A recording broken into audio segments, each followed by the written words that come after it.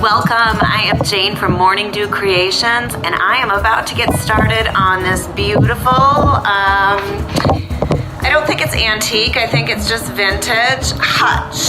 And I'm gonna get this painted and sealed, and then we're gonna work on some glazing. So I am using Wise Owl paint in the vintage duck egg, and I'm gonna use my chip brushes, okay? Because you know they're my favorite. I love how they manipulate, and I love how I can oftentimes just get one coat by kind of working out the brush strokes. So I'm gonna get this painted and sealed, and then I'll be back and we'll do some glazing.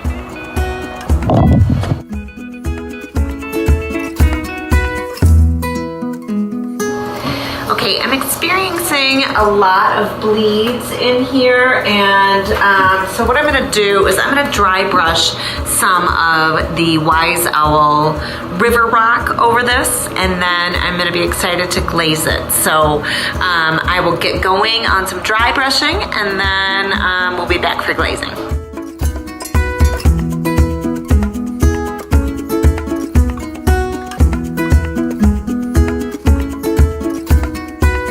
Okay, as you can see, the dry brush effect left a lot of the duck egg showing through, which I really love.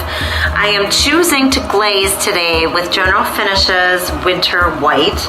It is one of my favorite glazes to work with. All of their glazes are water-based, and they work really the same way.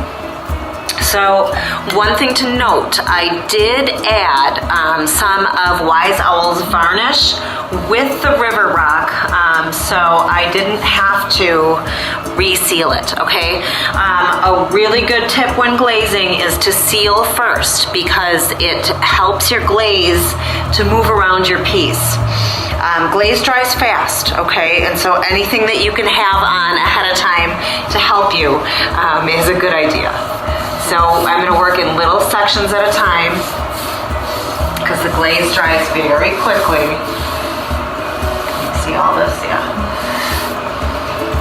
I have my little,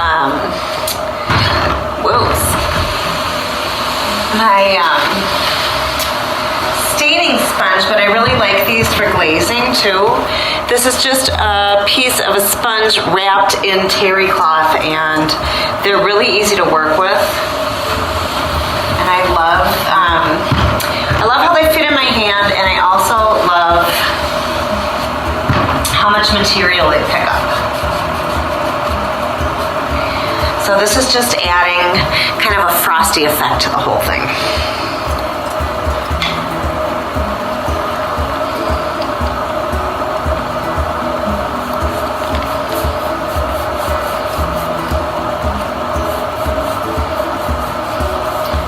When you have little intersections like this, when I get to the end, I generally pull down. This thing is pretty uneven in my garage floor here. I like to leave it a little bit brighter in the cracks and crevices. So like when there is an intersection, instead of being able to see a brush stroke going horizontally or vertically, I try to kind of blend those corners in a little bit.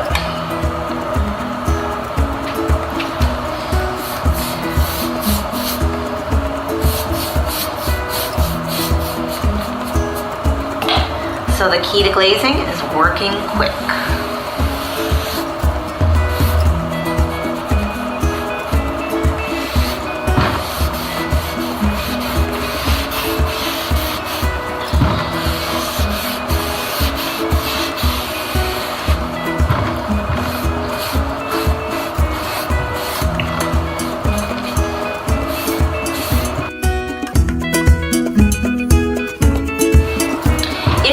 Moving around your terry cloth sponge, you'll be able to remove even more, and I like to leave more around the edges than in the middle, so I usually go back and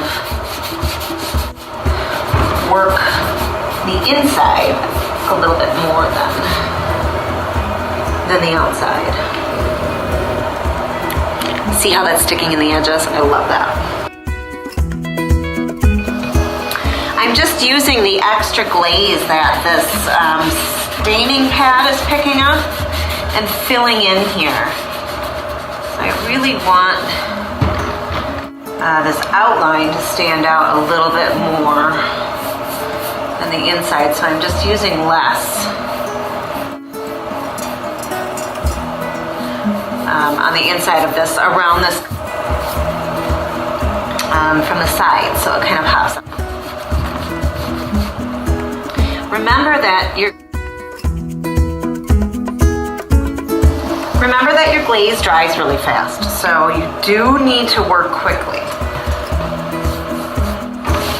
It tends to stick into the cracks and crevices a lot quicker and is way harder to wipe off. Okay, I'm gonna finish glazing. I'm done with the front. I'm gonna do both of the sides and the top. And then there's one more thing I wanna do to this beauty before I can call her done, so stay tuned. Okay, so I wanted to add a little bit more depth and dimension to this, so I made my own wax with the paint colors. I have a little bristle coming out. So I just have a stencil brush, excuse me, and this is the vintage duck egg mixed with the DIY clear wax. And I just want to go back and add a little bit of the color back. I'm loving the frostiness from the glaze. I just want a little bit more color poking through. So I'm starting with the vintage duck egg, and then I'm going to go and add some of the river rock in. And so what the wax does is it is still a level of transparency, so you can see through it. So you can see the paint underneath, you can see the glaze underneath, yet it still gives it a nice refresh of color. And I did not mix a lot. It was literally like maybe 2 teaspoons of wax. And I'm still leaving the edges of the white because I really want that to pop out. Just kind of toning down the center. This is the wax mixed with the Wise Owl River Rock. Again, I did not mix up a lot because a little goes a long way. And I'm just going to layer that.